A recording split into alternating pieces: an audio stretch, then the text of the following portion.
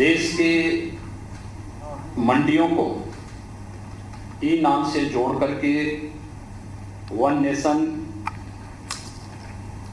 One market के तर्ज पर मंडियों को और किसान के उत्पाद को देश के अंदर कहीं भी बेचने और किसी भी प्रकार के मंडी शुल्क से मुक्त करने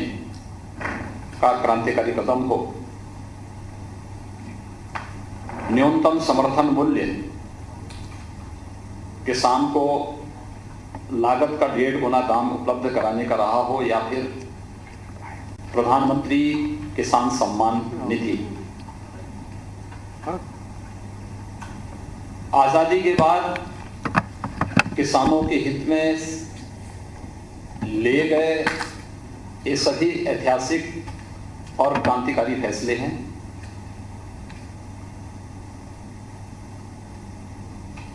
कृषि संबंधी सुधार से जुड़े हुए जो महत्वपूर्ण बिल केंद्र सरकार ने उठाए हैं, जिसको लेकर के देश के कुछ राजनीतिक दलों के द्वारा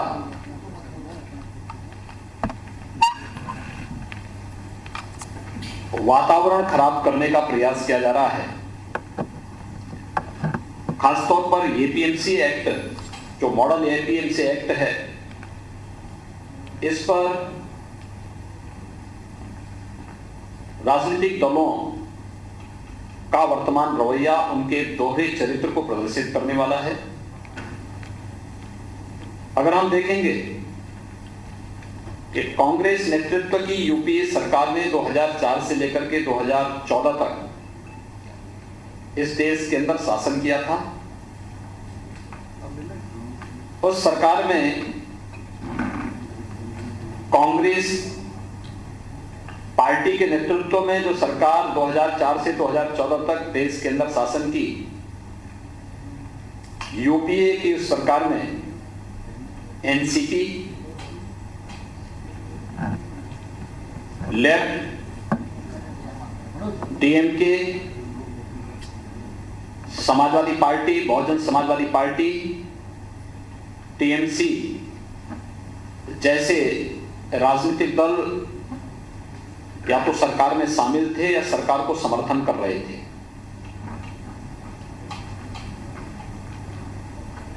उस समय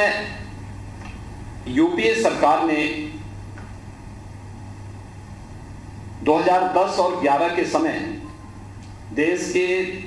विभिन्न राज्यों को पत्र भेजे थे, और खासतौर पर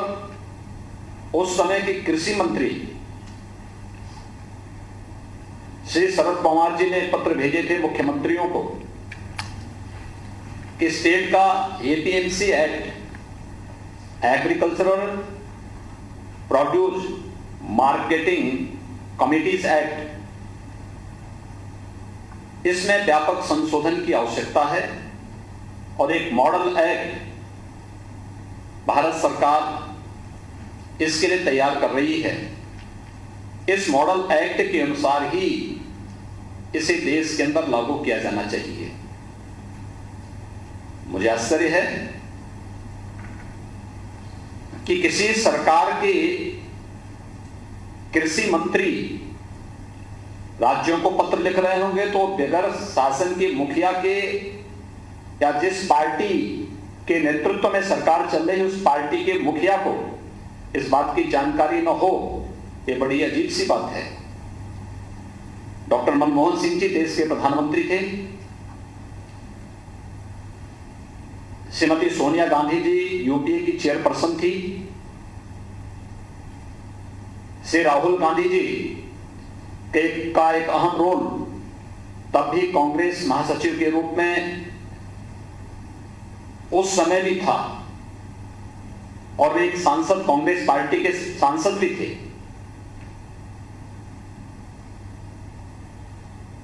आखिर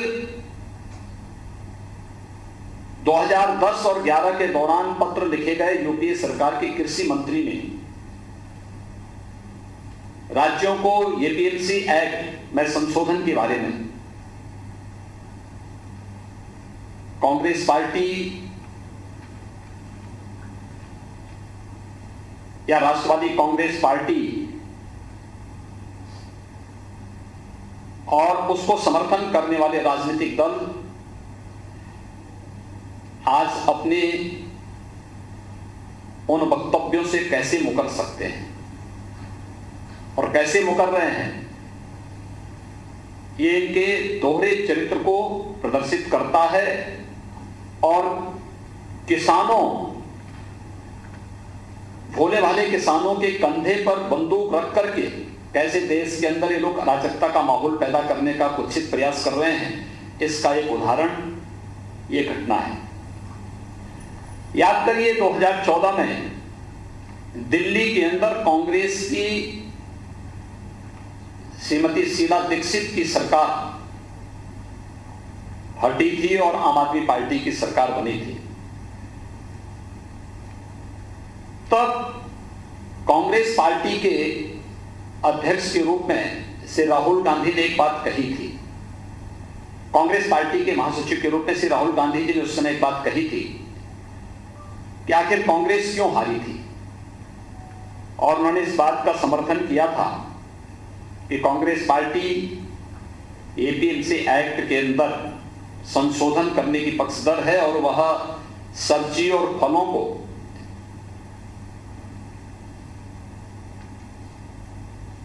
मंडी से मुक्त करने का समर्थन करेगी, और दिल्ली में हार का कारण उन्होंने इस बात को माना था।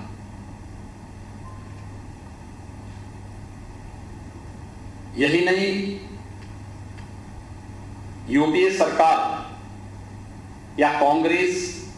और उसके सहयोगी दल भले ही किसानों को अपना हथियार बनाते रहे हों, लेकिन किसानों के हित में कोई भी महत्वपूर्ण कदम उठाने में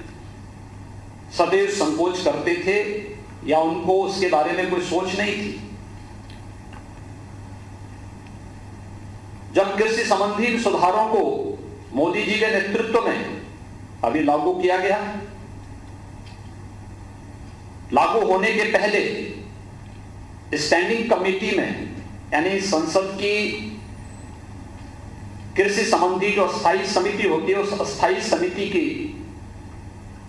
बैठक में पहले इस पर विस्तृत चर्चा हुई। स्थायी समिति की बैठक में भी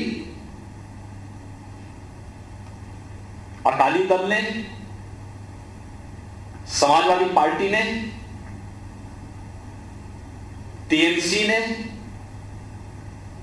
कांग्रेस पार्टी के नेताओं ने, राष्ट्रवादी कांग्रेस पार्टी के नेताओं ने, इन सभी ने एपीएमसी एक्ट में, राज्यों के एपीएमसी एक्ट में संशोधन करने और मॉडल एपीएमसी एक्ट लागू करने की वकालत की थी, जिसके तहत वन नेशन वन मंडी किस परिकल्पना को साकार किया जा सके। और आज वही दल भोले भाले किसानों के कंधों में बंदूक रख करके देश के अंदर अव्यवस्था और अराजकता फैलाने का प्रयास कर रहे हैं, एक प्रकार की अव्यवस्था पैदा करने का प्रयास कर रहे हैं। ये राजनीतिक दलों के दोहरे चरित्र को स्पष्ट रूप से प्रदर्शित करता है। और इसलिए मैं आज के इस अवसर पर इन सभी राजनीतिक दलों से मैं कहना चाहूंगा, चाहे वह कांग्रेस पार्टी हो, सबसे आश्चर्यजनक तो यह है कि जो आम आदमी पार्टी दिल्ली के अंदर एपीएमसी एक्ट के तहत संशोधन के बाद इसका नोटिफिकेशन भी जारी कर चुकी है, उसने भी कल के देश के बंदी की घोषणा का समर्थन किया है। इनके दोहरे चरित्र को देखें। जब सत्ता में रहते हैं इनका आचरण कुछ और होता है, इनके वक्तव्य कुछ और होते हैं, संसद की स्टैंडिंग कमेटी में बैठते हैं, वहां पर इनके वक्तव्य कुछ और होते हैं, और आज जब केंद्र की मोदी सरकार ने किसानों के व्यापक हित में कृषि संबंधी इस कानून को पास करके देश के अंदर लागू किया है, कई राज्य सरकारों ने अपना समर्थन इसके साथ व्यक्त करते हुए इसे लागू किया है। उस समय इन सभी राजनीतिक दलों के इस चरित्र को देखें, चाहे वह कांग्रेस हो, टीएमसी हो, राष्ट्रवादी कांग्रेस हो, समाजवादी पार्टी, बहुजन समाजवादी पार्टी, या फिर अन्य जितने भी ये दल हैं, अकाली दल, आम आदमी पार्टी, डीएमके, लेफ्ट पार्टी, ये सभी अपने घोषणा पत्र में क्या कहते थे? 2019 के घोषणा पत्र भी राजनीतिक दलों के देखे जाएं तो कांग्रेस का घोषणा पत्र तो बहुत स्पष्ट रूप से एपीएमसी एक्ट के संशोधन का समर्थन करता है, मंडी प्रथा को समाप्त करने की वकालत करता है। लेकिन अगर वही कदम भारतीय जनता पार्टी नेतृत्व की एनडीए सरकार ने उठाया है तो आज ये लोग देश के अंदर अव्यवस्था और अराजकता का सा वातावरण पैदा करके बोले वाले किसानों को गुमराह करने का प्रयास कर रहे हैं। यह देश इन राजनीतिक दलों के इस दोहरे चरित्र का जवाब पहले ही दे चुका है। इन सभी राजनीतिक दलों को जनता के सामने माफी मांगनी चाहिए कि इन्होंने संसद में भी, सरकार में रहते हुए भी, 2019 के लोकसभा चुनाव के दौरान भी और उस चुनाव के उपरांत भी संसद की अस्थायी समिति की बैठक के दौरान भी, जब परस्पर चर्चा अस्थायी समिति के सामने इस बिल पर हुई थी, तब भी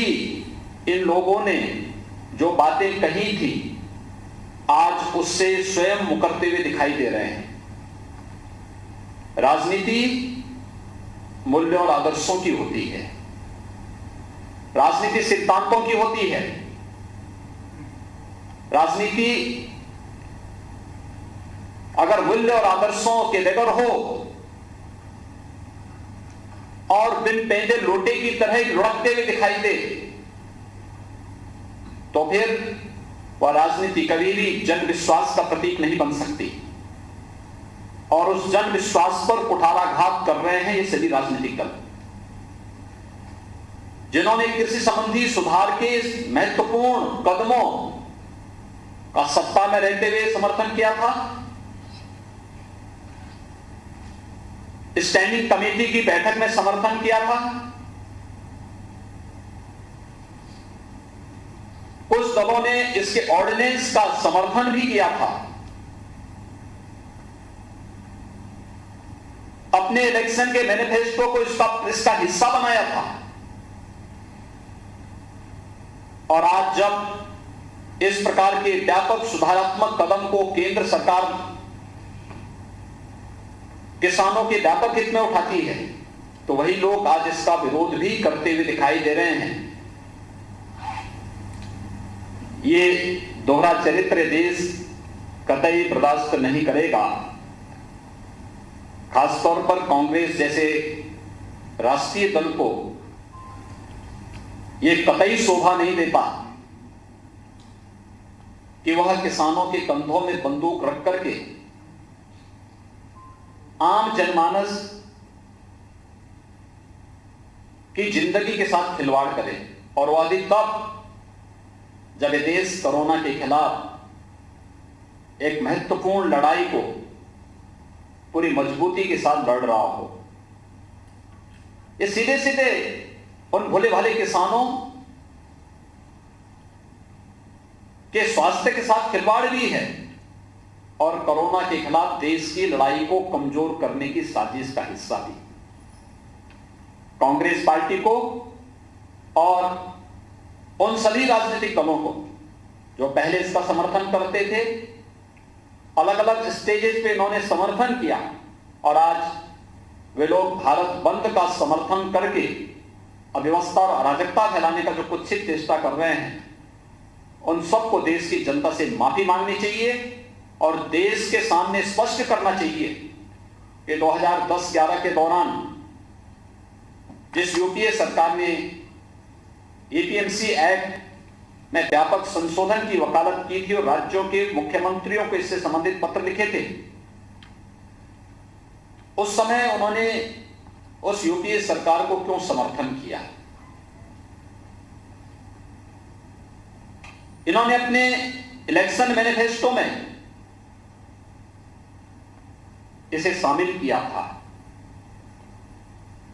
और यही नहीं, संसद की स्थायी समिति की बैठक में भी इन राजनीतिक दलों ने एपीएमसी एक्ट के संशोधन और मॉडल एक्ट का पुरजोर समर्थन करते हुए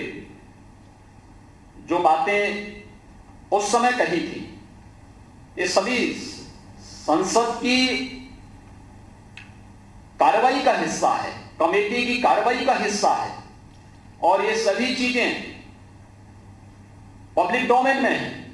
उन राजनीतिक दलों के मैनिफेस्टो को अगर आप उठा करके देखेंगे तो उसका एक पार्ट भी दिखाई देता है। मुझे आश्चर्यजनक प्रदेश के अंदर समाजवादी पार्टी के आचरण पर भी होता है।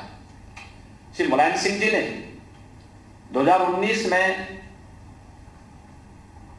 एग्रीकल्चर से संबंधित जो स्टैंडिंग कमेटी थी, उस स्टैंडिंग कमेटी में एपीएमसी एक्ट में संशोधन का समर्थन किया था और मॉडल एक्ट जो भारत सरकार ला रही थी उसका पुरजोर समर्थन देने की बात कही। उनके साथ ही टीएमसी ने, अकाली दल ने और तमाम अन्य दलों ने भी इन बातों का समर्थन किया था कि मॉडल एक्ट आना चाहिए क्योंकि किसानों के हित में है। अगर किसानों के हित में है तो फिर आज ये राजनीतिक दल भारत विरोध का समर्थन किस मुंह से कर रहे हैं? इनको इसका जवाब देश की जनता को देना होगा और देश की